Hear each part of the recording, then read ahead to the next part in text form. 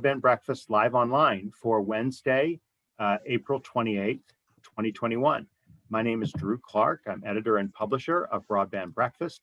Very happy to be here for a great episode of our topic in terms of how we can take tomorrow's speeds to today's infrastructure. And we'll talk about that a little bit more as we introduce our guests and our topic matter in greater detail. Before we get there, though, I do want to thank our sponsor for today's session, Positron Access. And Positron Access is very keen on ensuring that there are carrier-grade telecommunications products that increase bandwidth delivered and distance covered within core and residential networks. I also want to call attention to our upcoming events. We're going to be doing something a little bit different for the month of May.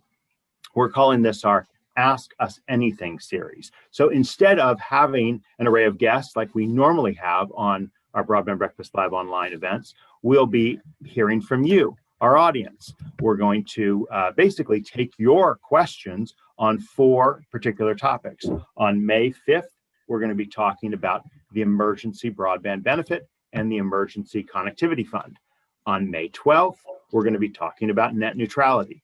On May 19th, we'll talk about radio frequency and spectrum, particularly spectrum sharing. And on May 26th, it'll be Ask Us Anything about Section 230. So that's the lineup. You can find all of these at Broadband Breakfast. I'll shoot the email into the chat window for those who are watching via Zoom, but basically at broadbandbreakfast.com/BBLO.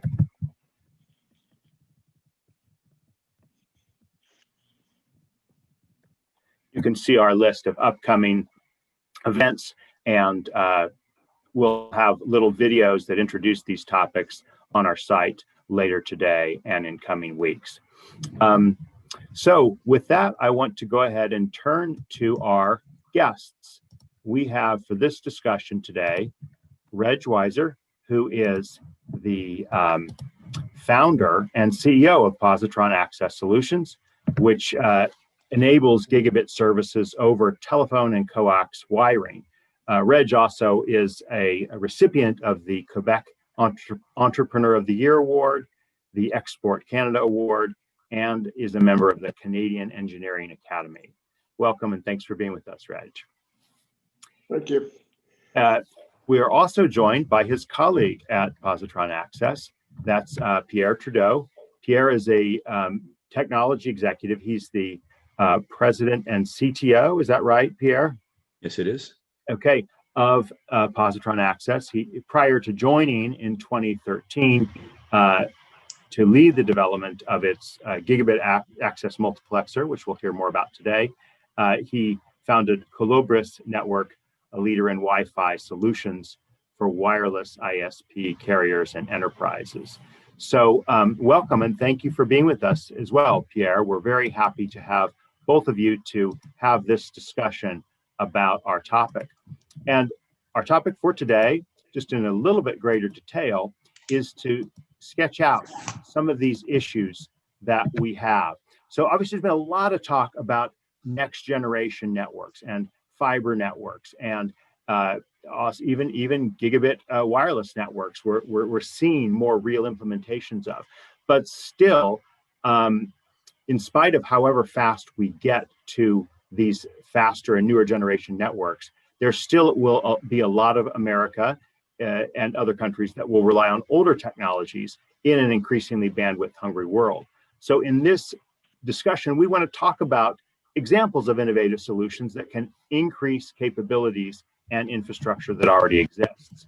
And obviously, Positron Access provides one example of that. Why don't you tell us a little bit about how the solution works, Reg? What is your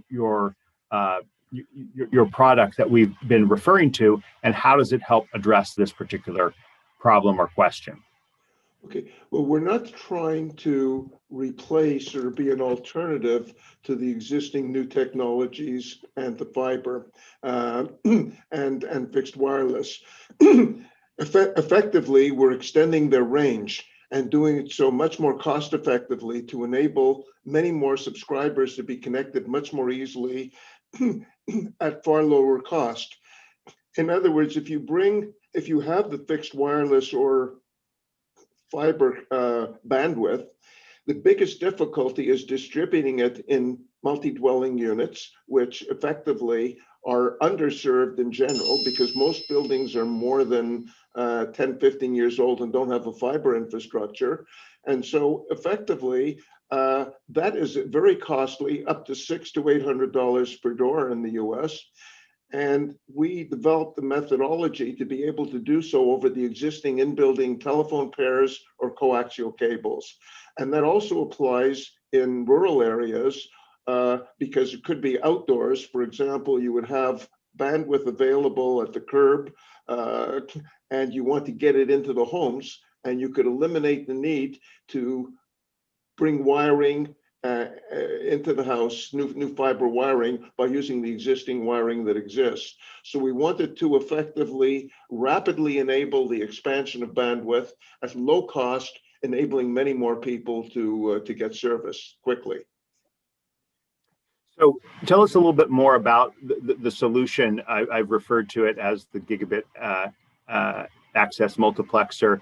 How you as a company came up with this and what it does in some level of technical detail, not drilling into it per se, but just what does it do generally? I'll let Pierre be a little more responsive on it, but what I'll basically say is we're using the same type of technology, which is an ITU standard that is used to bring extenders to Wi-Fi in homes over the power lines. So it's a very robust type of technology, and it's been adapted by us to work over telephone.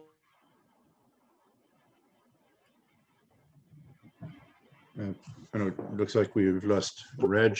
Coaxial cables, Okay. and we have software.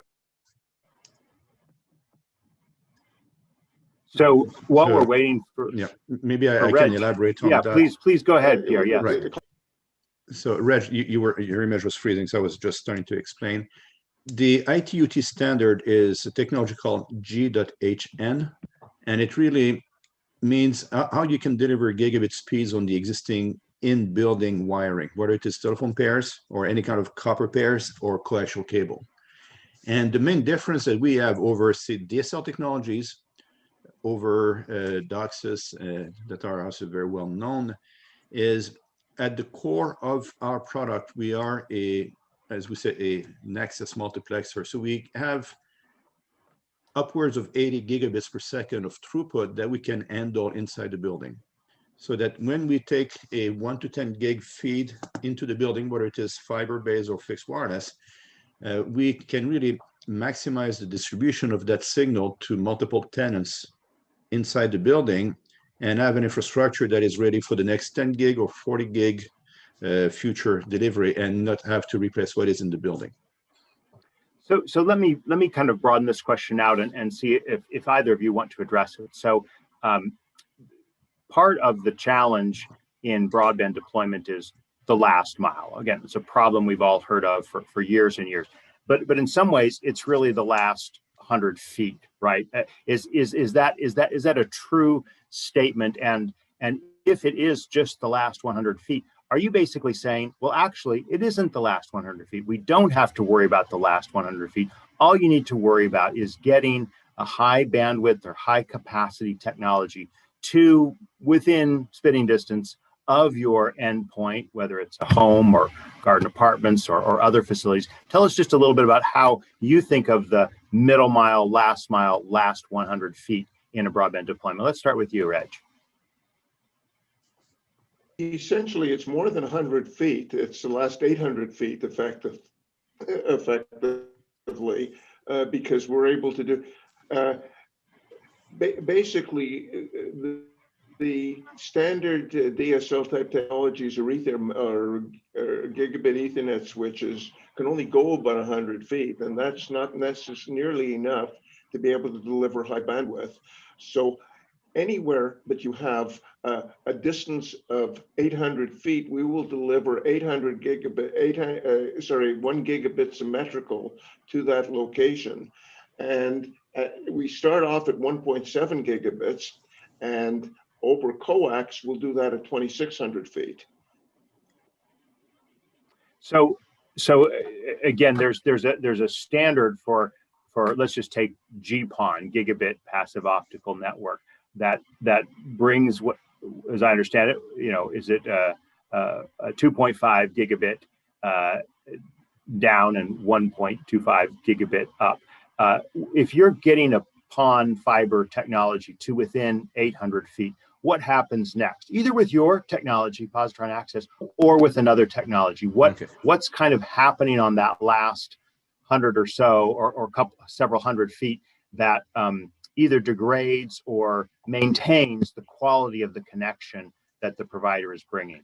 Yeah, actually, the challenge is not necessarily the quality of, so basically, it's not about the quality of the link, it's more about the cost and complexity of bringing that link together.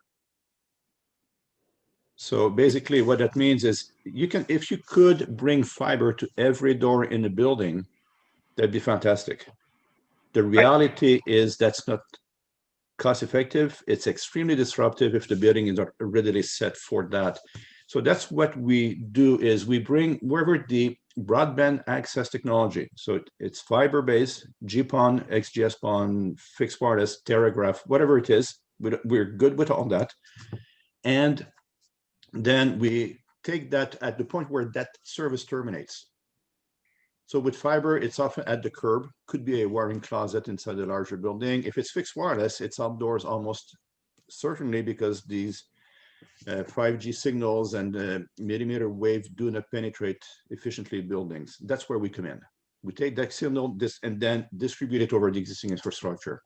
So that's really where we focus our services and capabilities.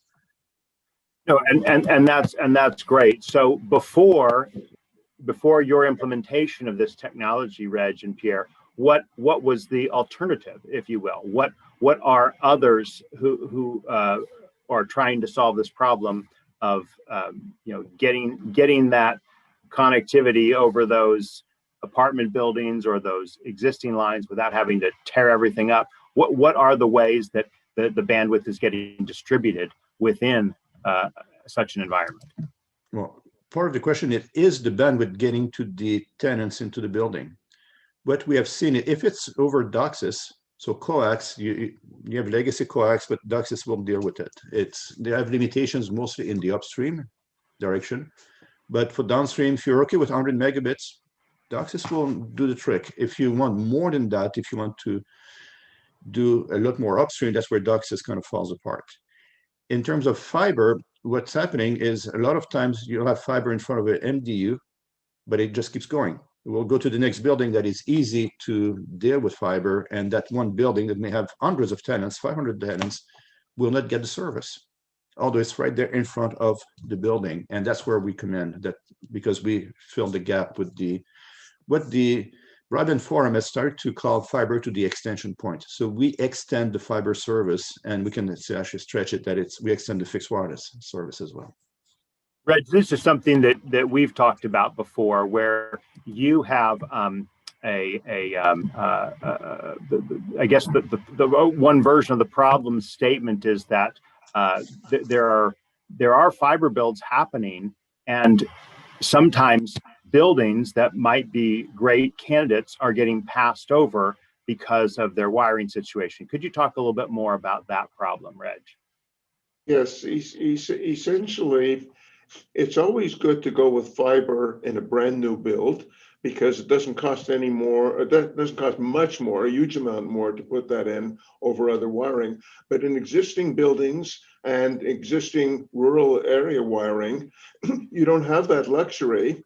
And it's the real difficulty of being able to bring the bandwidth further into the building to the subscriber. So what they do is, it costs so much to put the wiring fiber wiring into the building, that they look to get many subscribers in advance, and they pass buildings that don't have fiber wiring in favor of other buildings that do, because the ROI is very low and takes them a long time to get full service, in which case those buildings stay underserved for long periods of time.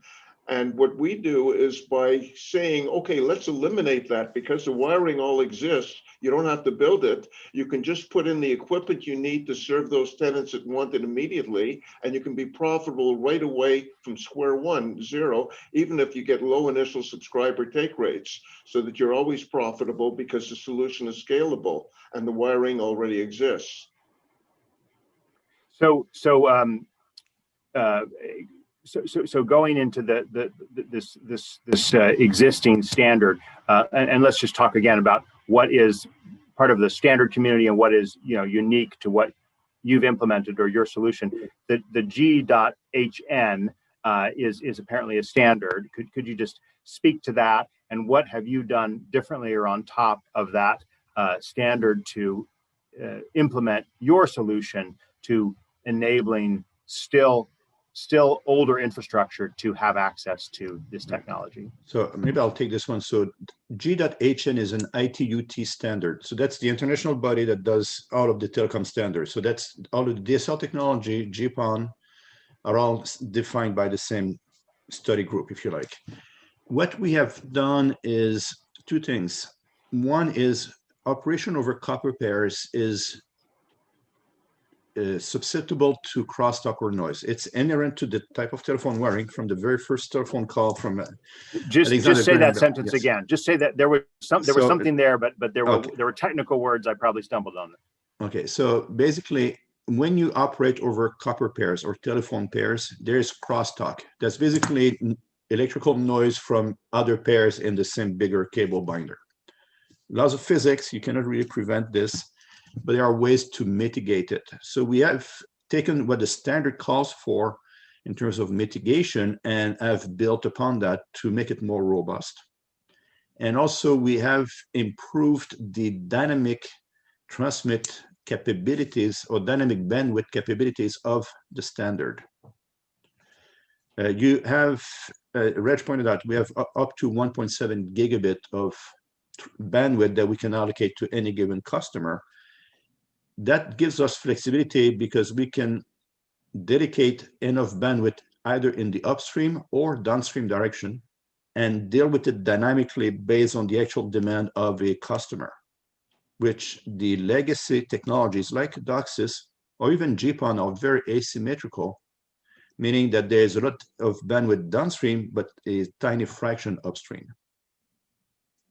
So let's distinguish between these two questions, right? The symmetrical down and up, and then the technology type, right? And so what I heard both of you say a little bit earlier is that your implementation, your technology doesn't distinguish between, let's say, a fiber or a ultra fast wireless connection, fixed wireless connection that a building might have. Talk a little bit about that. What do you find? Again, maybe fiber is going to be better if it can, but I assume there are implementations where there's wireless coming into a building antenna, and then boom, there's an access point, there's a distribution over existing wiring. How does the technology interface with those different technology types? And again, with a little nod towards how does the symmetricality or lack thereof impact the quality of the broadband that's distributed? Okay. So if we take a step back for about symmetrical, because you had kind of two questions there. What is critical is to allocate the bandwidth in the direction where it needs to be assigned to at any given point in time. So sometimes right now we're doing the Zoom session, so we have our cameras on, we need a lot more upstream bandwidth. After that, you go take a pause and then look at some TV content, entertainment content. You're only downloading, you don't need much upstream. So we will react in time and optimize the use of the spectrum based on the actual usage. So that's one of the key differentiators that we bring. Then if you look at all of these access technologies, whether it is any kind of fiber, whether it's passive optical network or what we call active fiber, or whether it is any kind of fixed wireless with millimeter wave or anything that gives us gigabit speeds and above, they all provide Ethernet connectivity at the end of the day. So the output of these PON modems or ONTs, the output of the radio themselves, it's always an Ethernet signal. And this is what we input into the GAM, and the GAM is at the core an Ethernet switch, but we then deliver Ethernet over the existing medium. So everything is always the same. That's why we refer to fiber to the extension point, because it's always Ethernet. It may have different media techniques to carry Ethernet traffic, but at the end of the day, it is Ethernet. So that's how we can easily blend these access technologies. Some are brand new, like Telegraph for fixed wireless. That is the Facebook initiative that is now taking the industry quite aggressively. And then you have some legacy LMDS radios, souped-up Wi-Fi, 4G, 5G, and then you have all of the fiber variations. All of them are okay for us to use as the backbone service and then distribute inside the building. Right. And then, do you want to? No, go ahead. Finish up to Pierre. They didn't mean to cut you off there.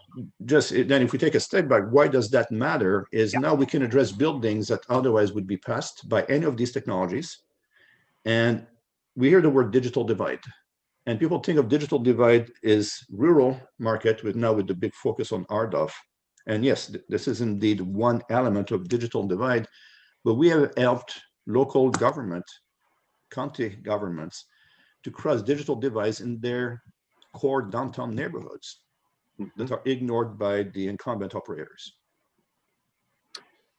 Because what are some? Go ahead. No, please go ahead. I don't want to stop you.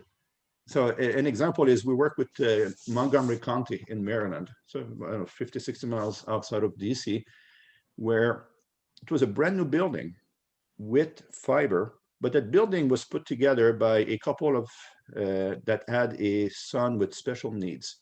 And he was becoming a young adult, wanted to kind of go in his own apartment, but needs the kind of services and supervision that the average adult doesn't necessarily require. So they built this brand new facility with 70 rooms, so 70 apartments. And they had the local ILEC came in and put fiber, the cable guys put in coax, but also they wanted to charge for the service. The county said, hold on, we have our private county-wide fiber network. We'll drop a fiber to your building and we'll offer free of charge 50 megabit services to all of the tenants, because their portion of that are adults with special needs and others are low family incomes. And now that this was a wild success and we were using the coax infrastructure in this case, we're now working with the same county to go with their subsidized housing projects that suffer from the same thing. You have people there that need better access to better tools, better education, and can't really afford it. And the county having, the local government having this mission to help their people is critical. So what were you able to do that wouldn't have happened without your implementation, your technology, Pierre? Well, basically, we were able to provide this high-speed access at a fraction of the cost of any of the alternatives. And it was installed in a matter of days. And that was testing everything end-to-end, making sure that everything was robust and very easy to interface with a managed Wi-Fi solution from Plume. Plume is obviously doing very well there. And there was a Cisco backend. So it was a multi-party coming together at a fraction of the cost of the other available solutions from the incumbent operators over fiber, in one case, or over copper, over coax if it had been DOCSIS, and do that at 20–30% of the cost in less time. So there's a time to market consideration that is now appealing to the operators that were passing those markets and suddenly becoming ready for, and I saw a note on the chat, I like the term digital inclusion. So we're trying to address the divide and turn that into inclusion with all of the benefits that that brings to the local economy and to the people that are otherwise excluded. Do you want to weigh in on this point, and then we'll kind of again step out a little bit to some questions about the future and how we implement some questions addressing Bruce Wolf's question on the digital divide. Yeah, so what we're doing in, also that was a core downtown area. I just wanted to give Reg a chance. Yeah. Did you want to add anything further? So Reg, to the... do you want to talk about what we're doing with RDOF and helping people that suffer from constraints of GPON? I'll mention a few other things. Technology is completely compatible with all existing residential gateways and so forth, and it seamlessly connects to whether you come in from a fiber input or from a fixed wireless input. Essentially, in rural areas, the same thing is effectively applied to save dramatically on the cost. The cost of taking fiber from the curb or fixed wireless from a fixed wireless point to antenna in the building, and the effort in doing so, and landscaping and so forth, we completely eliminate that by simply using the existing cabling. It not only takes you to the home, but also takes you into the home. You don't have to take fiber into the house. The technology consists of the end piece that goes into the home is the size of a deck of playing cards, and it reconverts the G.hn back into gigabit Ethernet. So effectively, you don't have to enter the house in order to, or the condo or apartment. You just get it to the subscriber. When he plugs the thing in, they just swipe, we know what it is, and he just installs it just ahead of the residential gateway. So you save that as well. That's for service calls, for anything. So it's a very effective. The whole idea being, how can we make this thing happen much faster without all the extra manpower, and make the best use of extending the existing excellent technologies? Wonderful, thank you. Now we've gotten some questions. Feel free to ask your questions in the chat, or send them to everyone or to myself. Or if you'd like to ask a question on camera, just send me a chat message. What are some of the ways that we can tackle this problem of the digital divide, right? Again, Bruce Wolf says digital divide is the problem, digital inclusion is the solution.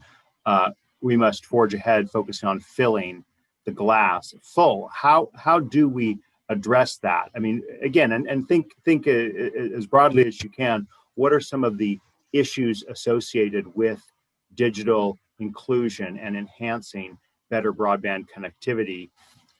Matthew Snyder has just raised the issue of affordability, right? Does your system address this, and how?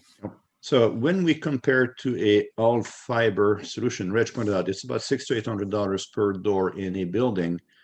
If you do kind of the complementary math, we will save 60 to 70% of that cost to whoever does the installation of our connectivity solution inside the building to offer the same service. So if you think of $600, we're costing basically just over $200 compared to $600. Times buildings with hundreds of doors, suddenly that becomes a massive capital expense that we eliminate. The other thing is time to market. What we're seeing with RDOF, people are saying, finally, my community will get connectivity. Well, you're going to see fiber along the county road, along the rural road, because that's where it will be deployed by the RDOF recipients. It may take a while before they come back and then say, okay, now I'm ready to connect you to that fiber drop. And if it means bringing another crew of probably 2 people with directional boring equipment, because you're 300-400 feet from the road, and you don't want to mess up your landscape that you have in your house, and you're a small business, probably if you're farming, doing anything with agriculture, it's a small, medium business. You need a lot more connectivity than people may think. Now, you may need to wait quite a while before you get connected. If you could use a telephone technician that is used to patch copper pairs, that does that in their sleep, they can turn you up in 15-20 minutes. No heavy equipment required because they're using the copper pairs, for instance. So that's how we make it more affordable and reduce the time it takes to turn you on. With limited technical crews, it helps. Everything counts here. It's a multitude of elements that we facilitate by being able to operate in legacy environments. So how will this, go ahead, Reg. Well, one of the major issues in deployment of RDOF in the rural areas is manpower available to do that. And a lot of the winners don't have the manpower to do it. And the question is, how will they get this thing done within the time frame? And this significantly mitigates that problem. So great.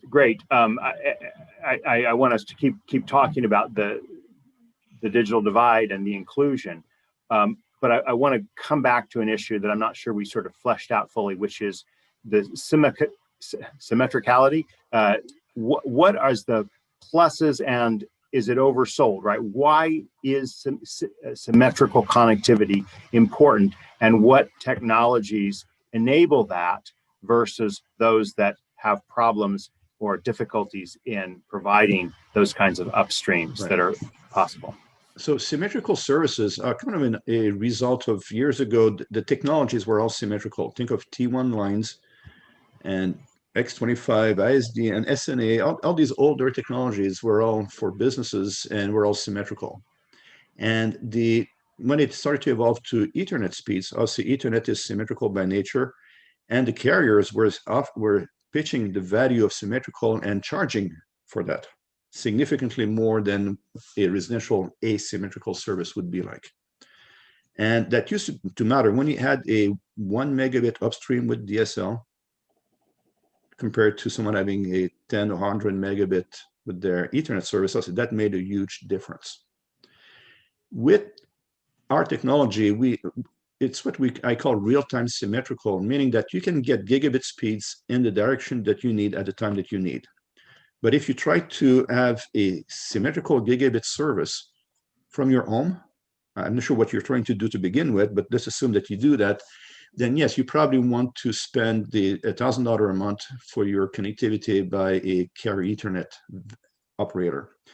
If you want your $59 or $69 gigabit speed, you will be able to do this massive upload at a gigabit. Let's say you're a video editor and you do special effects and you need to upload your sequence to a server somewhere. Unless you have a gigabit speed, it may take you an hour to upload that video content.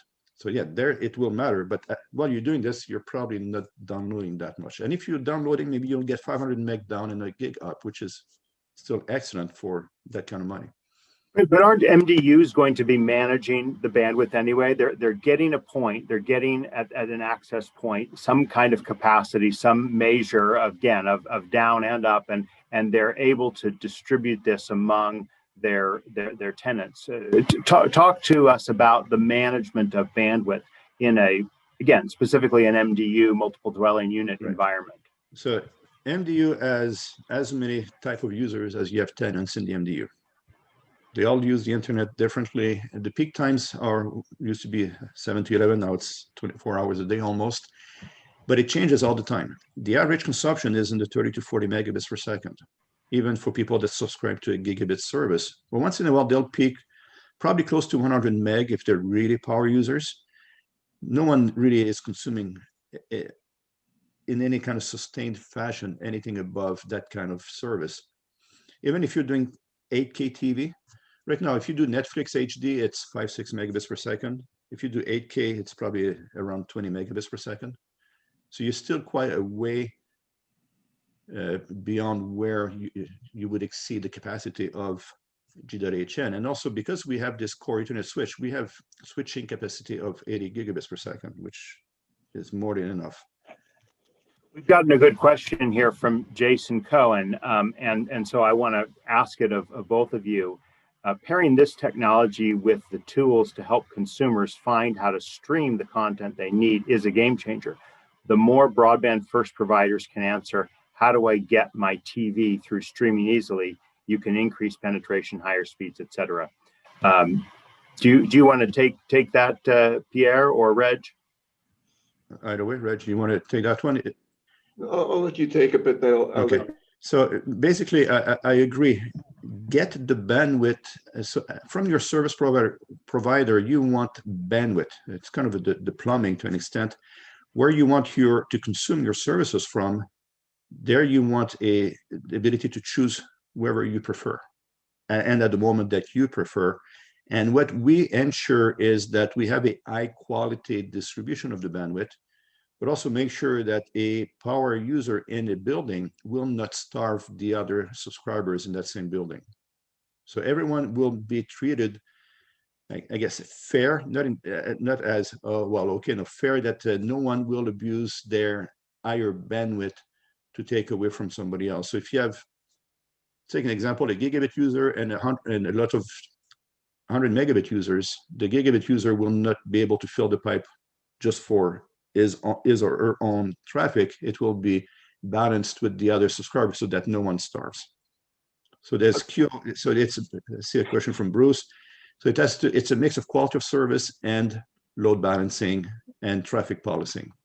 Please, just Pierre, Reg, just before you jump in, just unpack that a little bit. What is a quality of service and what is a load balancing approach, and how do those differ? So quality of service is to recognize that not all traffic is equal. If you send an email, it may take milliseconds more, no one will ever know. If you're streaming traffic, if you're doing a session like this, if you're doing voice over IP, there you need to be mindful, recognize the traffic and treat it with higher priority than your, I would call it average or more mundane traffic that can tolerate some delays and that no one would ever notice. So that's quality of service. So you basically, it's like having a high priority letter from your preferred carrier versus a regular mail. Load balancing is then saying we have finite amount of bandwidth to the internet, whether it's fiber or a fixed wireless type of solution. So when there is a over subscription, so the demand in the building is higher than the capacity of the uplink, then you want to balance out that no one gets a unfair share versus the others. So it's getting fraction of traffic, and then you again use quality of service as a mean to say what can you delay and what do you need to absolutely send across. Okay, Reg. Yeah, the comment I wanted to make is that if you do a speed test with our product, you'll get a gigabit upstream and a gigabit downstream. You'll see that in the speed test. But to also accentuate another point, our product could also be used in mixed-use buildings and applications. For example, you can have business applications and give certain users guaranteed bandwidth. You can allocate it any way you want. You have all the most sophisticated controls that carriers want for business use, and you can also have the type of up to guarantees for consumers. So you have the ability to completely control that. So, Pierre, anything further on this before I move to another question? Well, I could talk for hours on this topic, and maybe I'll leave it up to you if you want to bring up other elements. So there's multiple broadband infrastructure plans on the table right now. The Biden administration, less than a month ago, put forth principles, right? These have not been reduced to legislative language, although there are several bills, each of whom is claiming that they're the vehicle or plan to be the vehicle for the Biden administration plan. And we've covered people who are supportive of this and people who are critical of this approach, at least what they are perceiving this approach to being. So what I want to ask, and forgive me if this delves into technology, and we're trying to disentangle this. We're trying to understand how we can use existing technologies to get higher speeds. But if you are building infrastructure, what is your view, Pierre and Reg, about whether one should be focused on speeds, symmetrical speeds, a particular technology, or are there ways that you don't want to kind of pass by, let's just call them non-fiber technologies? Is that something that policymakers should be focused on, or should they just put that question aside and say, how do we get the highest quality infrastructure to as many places in the United States as possible? Well, I think that you have to, the administration, the politicians need to make sure that the funding is available, but I think they should leave these technology choices to whoever needs to put in place the infrastructure, as long as the target in terms of, say, your infrastructure shall allow for these targets. For instance, if you want to build a road, you want to build a water plant and all that, you have some matrix. You have to allow for this much traffic, this much water to feed into this neighborhood. We need the same kind of thing in terms of the bandwidth capabilities, or how fat is the pipe. But to declare that it has to be fiber only, for instance, or that LEOs, low Earth orbit satellites, are bad, I think that's not the government's choice. It's up to the industry, and in some cases, you may want to have a little bit of competition so that the end customer has some choice, so that they can pick whoever delivers the utility service that meets their needs, their wallet, their budget, and kind of give some options. It's hard in low density markets to give options. There are less operators willing to enter that market, but I think the funding will definitely help to solve some of that. Great, Reg. Some of the previous thoughts, though, have to be discounted, because while it's great having fiber directly to the end user, when you're talking about old infrastructure, that's super costly to do. And your main objective, the main objective should be deliver the bandwidth as quickly as possible at the lowest cost possible to as many subscribers as possible. And essentially,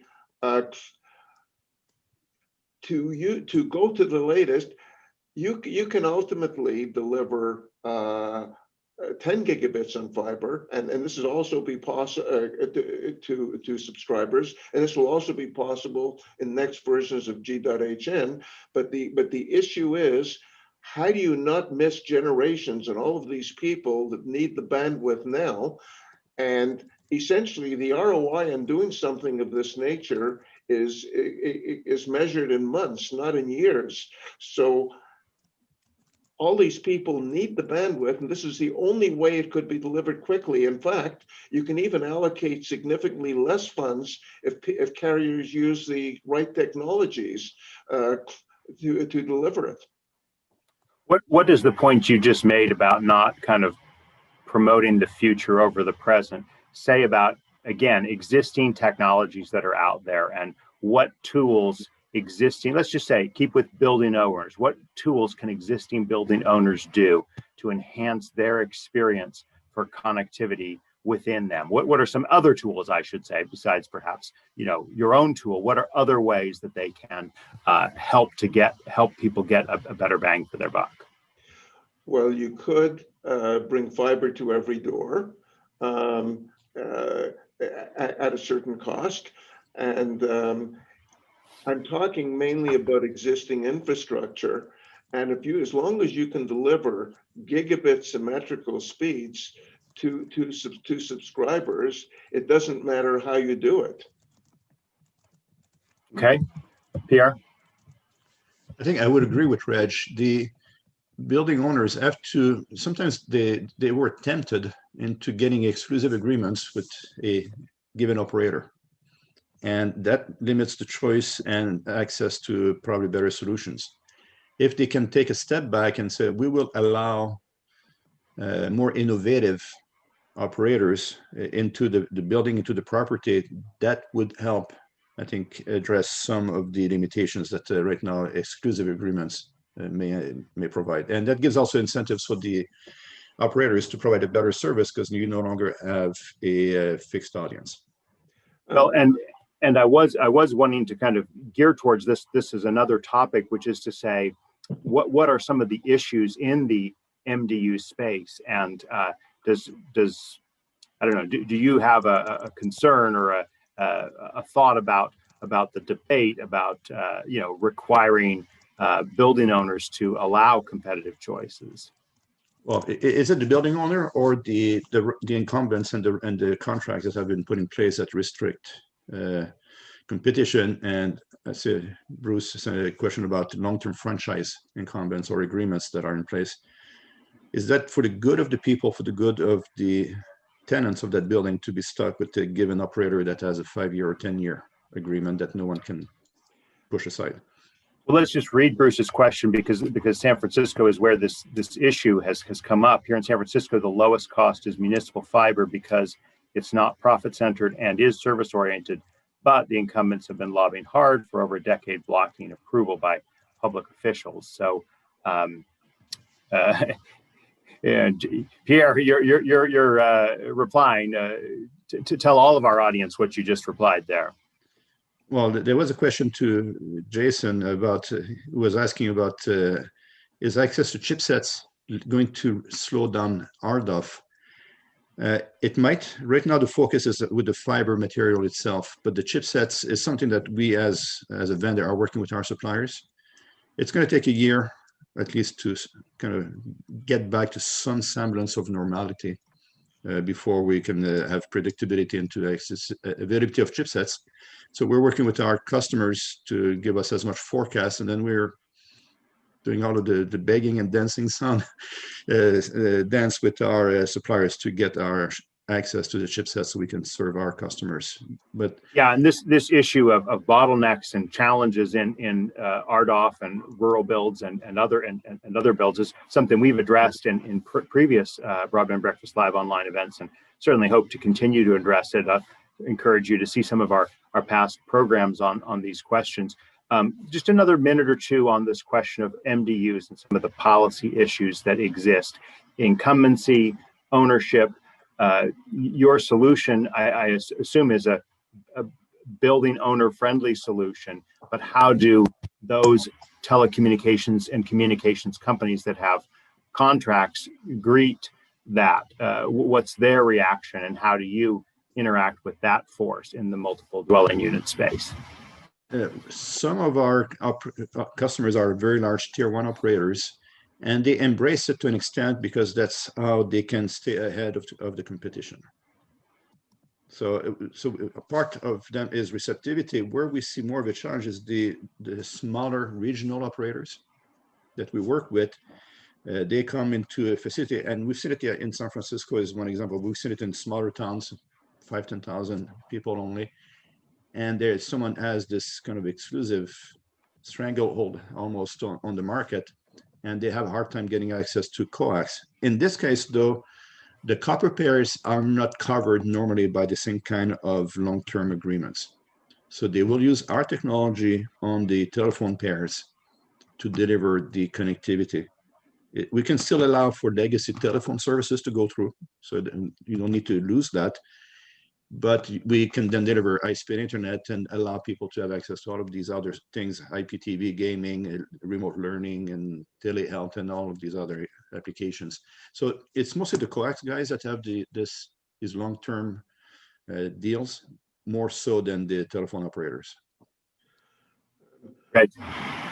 The coax guys started getting an advantage over the let's say the telco guys in bandwidth, and with the advent of fiber and the other sense, this balance is shifting. But essentially, having the choice to go over the copper pairs or over the coax is tremendous in the sense that it will give those options available to the carriers to go either or and still deliver your gigabit speeds. Yeah. Does your GAM technology perform the same or differently on copper versus coax within the building infrastructure? The user experience is exactly the same. The management is the same. The only real difference is on two fronts. On coax, we can leverage the splitters that were put there for cable TV 20, 30 years ago, before even DOCSIS, and that are now used by DOCSIS. We use the same splitters. So there is some economy of scale where one port of our GAM can serve multiple doors, up to 16. And that's the technology. So that you can, the cost per port is a little less, whereas on telephone pairs, it's always point to point. So that's the difference. But as I said before, on telephone pairs, there is no incumbency considerations, anything that would prevent you as an alternate or competitive operator to get into the building and offer services.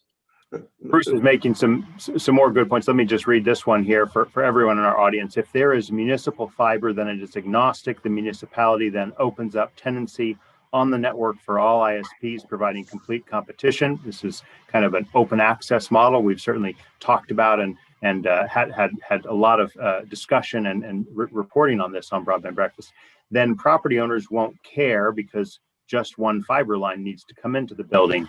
A huge sales point for rentals to have high-speed connectivity included in the rent. Any reaction to this, Reg or Pierre? I think it's great. Go ahead, Pierre. Yeah, no, it's fantastic. We've designed the solutions. That's where the technologies in itself would not necessarily cater to an open access approach. So we've implemented our solution to be conducive to open access, where multiple ISPs could share the same fiber into the building, and then offer a freedom of choice to the tenants that can pick ISP number 1, 2, or 3, depending on the package, on the service, or for whatever reason drives them to pick one over the other. So, and I think we've been working a lot with the MDU community. There was a study done about 2 years ago, pre-pandemic, that showed that the first amenity, or number one amenity that people look for when they look for a new apartment or condo unit, is availability of a gigabit service, or at least very high broadband speeds. That was before pandemic at 86%. So now I'm sure if they were to do the same survey, that number did not go down, that's for sure. So yes, it brings value to the property. They could charge, according to that same survey, up to, people were willing to pay 8% more on their monthly rent to have access to that utility or that premium service. And the value of the property was going up on average by 3%. So that there's significant value on all fronts by having this high-speed access, no questions. So in the remaining minutes we have, I want to touch on at least 2 more questions, plus any others that our panelists, that our guests choose to flow through here. One is in the non-MDU space. Could you just talk about any adaptations that need to be made, whether we call them garden apartments, or again, this is going back to that 800-foot discussion we started off with.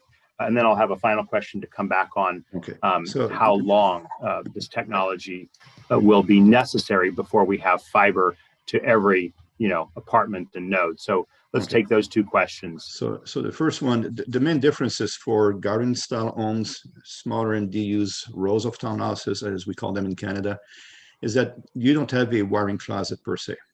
So you have to serve them from the outside in. So you're at the curb, you're at some cabinet where fiber terminates, or there's a fixed wireless, there's a radio up on a pole that serves the area. We connect there and then we enter the properties. So that means that wherever we're installed, there is no local power, 9 times out of 10. So you need to have solutions that can be powered from the MDU or from the tenants, ideally, that will only provide power to the port that is serving them. You don't want to power your neighbor, you power the port that is serving you. And that's critical, having this, it's referred to as reverse power feeding. So that's critical to give a flexibility as to the placement of the solution and using the right physical telephone pairs or coax that enters the property. So that's item number 1. And then sometimes you may, wherever you have your broadband drop, fixed wireless or fiber, may be more than, say, 500, 600, 800 feet from the property. So you need to have a technology that can reuse existing coax or telephone pairs and kind of a daisy chain or hub and spoke architecture to go further out and extend the service very cost effectively. So that's another element that is critical. You might want to mention the fact of saving on splits in rural areas. Yeah, so one challenge that we've seen with rural markets, RDOF highlighted that, but it's also not limited to RDOF, is GPON is going to be one of the preferred technology, probably the dominant one by far. GPON was designed from the get-go for high-density urban markets. So you have a single fiber that comes to a point, you have this passive splitter, so that's the PON element to the solution, and then you have a limited distance from that point on where you can go into the properties themselves because of the attenuation of the signal with all of this equipment. If you're in the urban area, but you will pass, usually you have a 1:32 split, maybe 1:64 in some extreme cases. You will have 32 to 64 doors within 1 or 2 blocks. no more than that. So distance is not a concern. When you go into a rural market where you have 5-6 ohms per mile, suddenly that attenuation becomes a major factor. So what we do with our technology is we can use the telephone pairs. Coax, we could technically, it's just less present, to reduce the number of splits. So one drop of fiber can then serve 2, 3, 4, 5 ohms. Sometimes only one. One may be so isolated that it's a 1-for-1, but then we save the time to market and all that by reusing the wiring. But when we use our gamma as a virtual PON splitter to an extent, then we can go further out and then maximize the number of ohms that can be served by a fiber port on the OLT. And that reduces the cost for the operator. That reduces then the cost to the end user, because now everyone gets and it takes the FCC dollars or the Biden administration's dollars that will be put on the market to cover more ohms. And therefore, everyone gets their better bang for the buck. We got a good question from Dwayne Douglas here, speaking about the MDU space within urban underserved areas. There doesn't exist wire cable management. Each call for internet turn-up requires a truck roll. Also within underserved areas is not only the affordability an issue, adoption is a major issue as well. Tenants are not able to afford increases on rent or broadband. An affordable approach is needed. What reactions do you have to that, Pierre and Reg? That's very true. So one of the things that our customers are doing is when they install a GAN, they will install what we call an endpoint device in each of the homes, in each of the apartments, whether someone signs up for the service now or not. Whenever someone wants to sign up, then they have a self-care portal, a little bit like what you see as a hotspot when you go to your local cafe, the airport, or wherever you have open access Wi-Fi. And then you can decide on the package that you want. And hopefully there's enough market pressure to have affordable packages that do 50 meg, 100 meg, whatever, and then hire more rich packages for the ones that can afford it. And people can sign up without needing a truck roll. There's no need to wait in line for someone to talk to a live operator and all that. So that reduces the operation cost for the operator, and then they can hopefully pass on some of those savings to their customers, or at least be incentivized to provide better coverage in buildings that otherwise might be ignored. Right. And we're getting more ideas here about subsidies through a municipality for an open access approach. These again are good ideas and good reasons for us to continue to come back to the open access question. We are just 2 minutes away, and I want to give both of you a chance to say some closing remarks, but I want you to address the question I asked earlier, which is to say, are buildings now building fiber to the unit? Is this going to be a problem, I guess, forever, or are we going to see an end point to the need for this technology making use of advanced speeds over older technologies? Who would like to go first and your closing thoughts there? I'll make a quick comment. The question is, what is the bandwidth that people will need? Obviously, when you build new buildings, you can go fiber or new technologies right away. But in the older buildings, you've got so many of them. Are you going to destroy them? Are you going to do massive infrastructure builds? And when will 1 gigabit symmetrical not be enough for those residents? That's the question. Yeah. And maybe if I add on to Reg, as part of an analysis a few months ago, I looked at the survey results from, I think it was 2017, from the US government. I went to figure out how many homes of, how many MDUs of, say, 4 to 8 doors up to 16, and then the big ones, 100 plus doors. And you could see that the year that these buildings were built, the mix was that over 90% of the buildings were 15 years or older. So it means that if you do 10% renewal of the buildings every 10 years, we're good for another century before all these buildings would be updated, right? But the technology now is we deliver gigabit speeds today. The ITU ratified last year an evolution to the standard that will allow 5 gigabits speeds over the telephone pairs and 10 gigabit speeds over coax. And this time it will be fully symmetrical bandwidth. So there's a lot of life left into these assets before the bandwidth requirements would overcome what can be delivered on those existing infrastructure. We got ways Lots to of go. great. Thank you. Thank you so much, Pierre. Lots of great questions keep coming in. Thank you, Jason Henley, for your point about utilizing other technologies in the last mile. And we'll have to address these at a future occasion. Before I thank our guests, I just want to remind everyone that we will be back next Wednesday, 12 noon Eastern time. We're going to be doing what we call an Ask Us Anything on the subject of the emergency broadband benefit and the emergency connectivity fund. And we'll be continuing this Ask Us Anything for the entire month with sessions on the 12th dealing with net neutrality, the 19th, dealing with spectrum, and the 26th dealing with Section 230. On behalf of our guests, Reg Weiser and Pierre Trudeau of Positron Access, I'm Drew Clark with Broadband Breakfast. We'll see you